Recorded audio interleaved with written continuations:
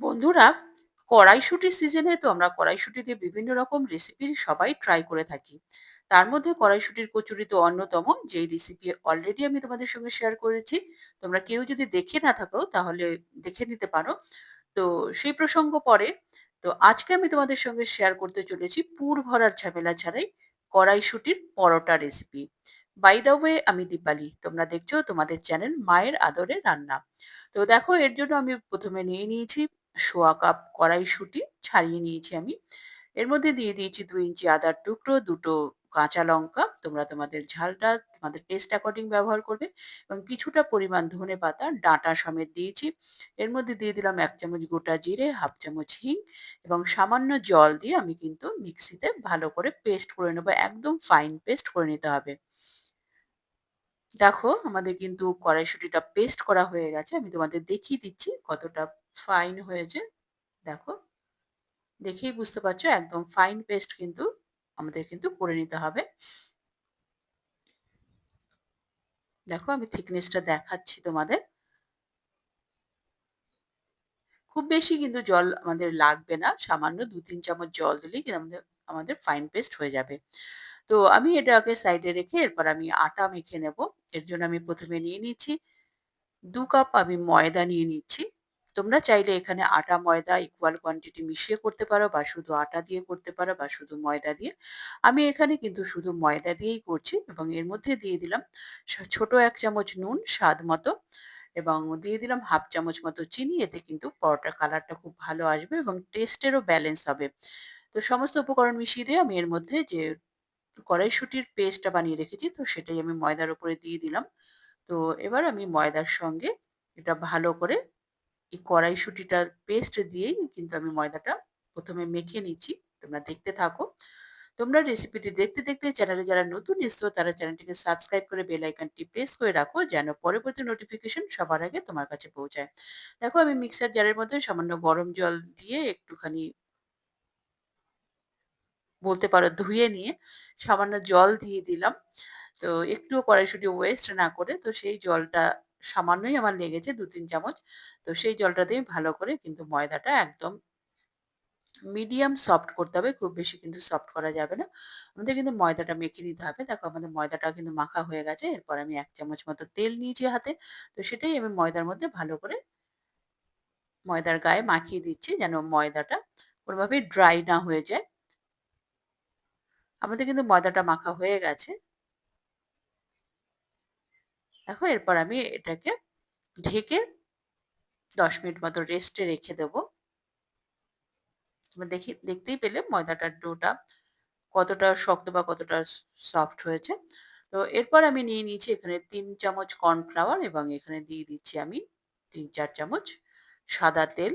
৪ চামচ দিয়ে দিলাম, এবং এটাকে আমাদের একটি মিশ্রণ তৈরি করে নিতে হবে। দেখতেই পাচ্ছ এর থিকনেসটা।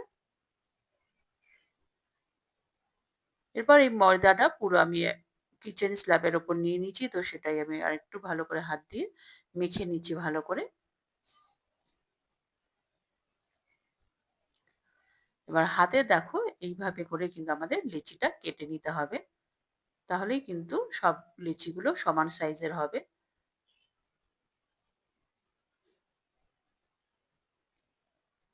আমাদের কিন্তু সমস্ত লিচিগুলো কাটা হয়ে গেছে। এবার আমি এগুলোকে বেলে নেব। তো এই একটা লিচি নিয়ে, তো তার উপরে সামান্য ময়দা ছড়িয়ে নিয়ে আমি কিন্তু লিচিটা বেলে নেব। তোমরা কিন্তু রেসিপিটি অবশ্যই ট্রাই করো। ট্রাই করে আমাকে কমেন্ট করে জানাবে তোমাদের কেমন লাগলো। তোমরা যদি রেসিপিটি Facebook পেজ থেকে দেখে থাকো তাহলে পেজটিকে অবশ্যই ফলো করে রাখার অনুরোধ থাকলো। আর তোমরা যদি কড়াইশুঁটির কচুরি রেসিপি এখনো না দেখে থাকো তাহলে অবশ্যই দেখার অনুরোধ থাকলো। তোমরা কিন্তু চাইলেই দেখে নিতে পারো। তো দেখো, আমাদের কিন্তু একটা লিচি বেলা হয়ে গেছে। এরপর আমরা যে কর্নফ্লাওয়ার এবং তেলের মিশ্রণটা করেছিলাম, তো তার থেকে কিছুটা পরিমাণ এই বেলা রুটির ওপর দিয়েছি। তো সেটাকে আমি হাত দিয়ে ভালো করে স্প্রেড করে নিয়েছি। এরপর আমি একটা সাইড ধরে কিন্তু ফোল্ড করে নিচ্ছি। দেখতেই পাচ্ছ? এভাবে কিন্তু দুটো সাইড ধরে আমাদের কিন্তু দুদিক থেকেই কিন্তু ফোল্ড করে নিতে হবে। এরপর যে ফোল্ড করার উপরের দিকের অংশ, তো সেখানে আবার ওই মিশ্রণটা কর্নফ্লাওয়ার এবং তেলের, সেটা কিন্তু দিয়ে দিতে হবে। দিয়ে ভালো করে হাতের সাহায্যে স্প্রেড করে দিতে হবে এবং আবার কিন্তু একটা সাইড ধরে, মানে একটা দিক ধরে অপরটার উপর ফোল্ড করে দিতে হবে এবং তার উপরে আবারও কিন্তু এই মিশ্রণটা লাগিয়ে দিতে হবে। এতে কিন্তু পরোটাগুলো ভীষণই খাস্তা হবে এবং ভীষণই এম পরতদার হবে। তো দেখো, এইভাবে কিন্তু আবার একটা ফোল্ড করে দিচ্ছি। এভাবে লেয়ারের পর লেয়ার কিন্তু খুলে যাবে পরোটার। এতে কিন্তু ভেতর থেকে ভীষণই নরম হবে এবং ওপর থেকে খাস্তা হবে। তোমরা কিন্তু এইভাবে কিন্তু পরোটাটা বানানোর চেষ্টা করো। একটু সময় সাপেক্ষ, কিন্তু খেতে কিন্তু ভীষণই টেস্টি হয়। এইভাবে কিন্তু সমস্ত লিচিগুলো আমি বেলে নেব। একবারেই রেডি করে নিলে সুবিধা হয়। তাহলে পরে বেলে নিতে আমাদের কিন্তু ঝটপট করে কাজটা এগিয়ে যাবে। আমরা যে আগের স্টেপটা করলাম ওটা কিন্তু আমাদের পরবর্তীতে বেলার জন্য রেডি হয়ে গেল। এইভাবেই কিন্তু আমি সমস্ত লিচিগুলোকেই গড়ে নেব পরোটার জন্য। পরোটার প্রাথমিক ধাপ বলতে পারো এটা। তো একটা বেলে নেওয়ার পরে আমি কর্নফ্লাওয়ার এবং তেলের মিশ্রণটা স্প্রেড করে দিয়ে হাতের সাহায্যে আবার ফোল্ড করে দিয়েছি। তার উপরে আবার মিশ্রণটা দিয়েছি। হাতের সাহায্যে ভালো করে স্প্রেড করে দিচ্ছি। তোমরা কিন্তু কর্নফ্লাওয়ারের পরিবর্তে এখানে কিন্তু ময়দাও ব্যবহার করতে পারো। তো ময়দা দিয়েও কিন্তু খুবই ভালো হয়। কর্নফ্লাওয়ার না থাকলে টেনশনের কোনো ব্যাপার নেই। ময়দা দিয়েই তোমরা কাজটা চালিয়ে নিতে পারবে এবং খুবই ভালোই হয়। তো দেখো, আমাদের কিন্তু আরেকটাও কিন্তু কমপ্লিটের দিকে। আমি কিন্তু ওপর থেকে মিশ্রণটা লাগিয়ে আবার কিন্তু স্প্রেড করে দিয়ে ফোল্ড করে নিচ্ছি। এইভাবেই কিন্তু আমি সমস্ত লিচিগুলোকে একের পর এক তৈরি করে নেব। এটা একটু সময় সাপেক্ষ কাজ, একটু ধৈর্য সহকারে করতে হবে। তো ভালো জিনিসের জন্যও তো আমাদের তো একটু ধৈর্য ধরতেই হয়, তাই না? তো আজকে শুভ হোলি। তোমাদের প্রত্যেককে হোলির শুভেচ্ছা। তোমরা কে কেমন দোল বা হোলি কাটালে অবশ্যই কমেন্ট করে জানাতে পারো। তো দেখো, আমাদের কিন্তু সবগুলোই এভাবে কিন্তু তৈরি হয়ে গেছে। এরপরে কিন্তু আমি একটা লিচি নেব, ওপর থেকে শুকনো ময়দা স্প্রেড করে দিয়ে আমি কিন্তু বেলে নেব।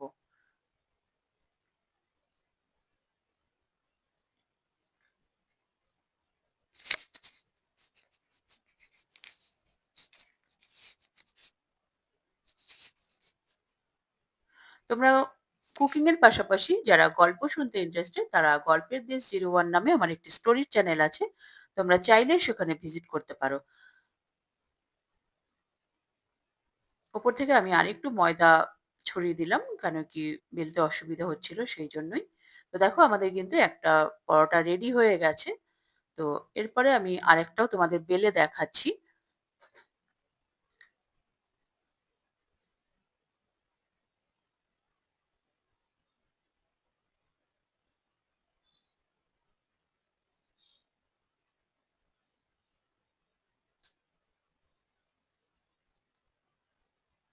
আমাদের কিন্তু আরেকটিও রেডি হয়ে গেছে। এবার আমি কিন্তু ননস্টিকের তাওয়ার উপরে দিয়ে দিলাম।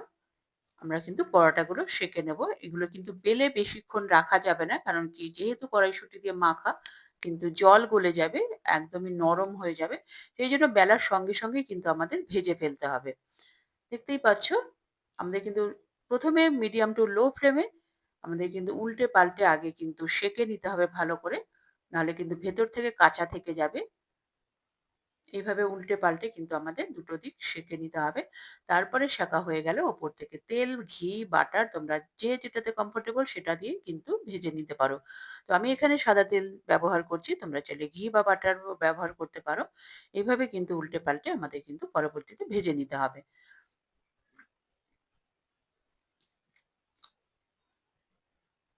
দেখতেই পাচ্ছ কতটা লোভনীয় লাগছে দেখতে, কতটা সুন্দর। একদম গ্রিনিশ ভাব আছে, বোঝাই যাচ্ছে।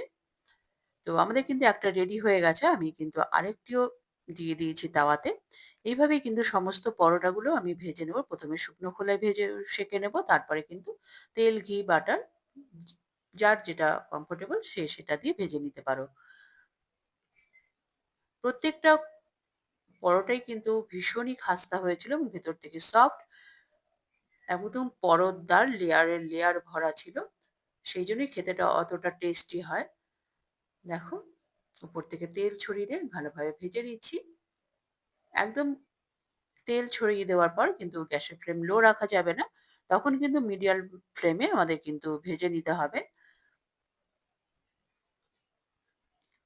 গ্যাসের ফ্লেম কিন্তু কোনোভাবে হাই করা যাবে না। তাহলে কিন্তু ওপর থেকে তো খাস্তা হয়ে যাবে, ভেতর থেকে কাঁচা থেকে যাবে। তো এই ছোট, ছোট টিপস গুলো তো কিন্তু তোমরা অবশ্যই মেনে চললে ভীষণই সুন্দর পরোটা তোমরা করে ফেলতে পারবে। দেখো, আমাদের কিন্তু সমস্ত পরোটা রেডি হয়ে গেছে। দেখতেই পাচ্ছ কতটা লোভনীয় লাগছে দেখতে। দেখে বোঝাই যাচ্ছে গ্রিনিশ ভাব আছে কড়াইশুঁটির পরোটা। রেসিপিটি ভালো লাগলে লাইক করে দিও এবং তোমার প্রিয়জনদের সঙ্গে প্রচুর, প্রচুর, প্রচুর শেয়ার করো। দেখো, আমি দেখাচ্ছি কতটা সফট হয়েছে। দেখতেই পাচ্ছ। এবার আমি ছিঁড়েও দেখাচ্ছি। ভেতরটা কিন্তু একদমই সবুজ, একদম পরতে পরত, লেয়ার বাই লেয়ার আছে। এবার আমি সার্ভ করে দিচ্ছি। আমি এখানে সার্ভ করছি আমলকি এবং কাঁচা লঙ্কার আচার, যে রেসিপি আগেই আমি তোমাদের সঙ্গে শেয়ার করেছি। তোমরা যদি না দেখে থাকো তাহলে কিন্তু দেখে নেওয়ার অনুরোধ থাকলো। এবং দিয়ে দিয়েছি এখানে টক দই এবং তার উপর দিয়ে আমিও লঙ্কার গুঁড়ো, ভাজা জিরের গুঁড়ো, বিট নুন, রেগুলার নুন এবং ধনেপাতা দিয়ে গার্নিশ করে দিয়েছিলাম। তো টক দই অবশ্যই ফেটিয়ে নিতে হবে।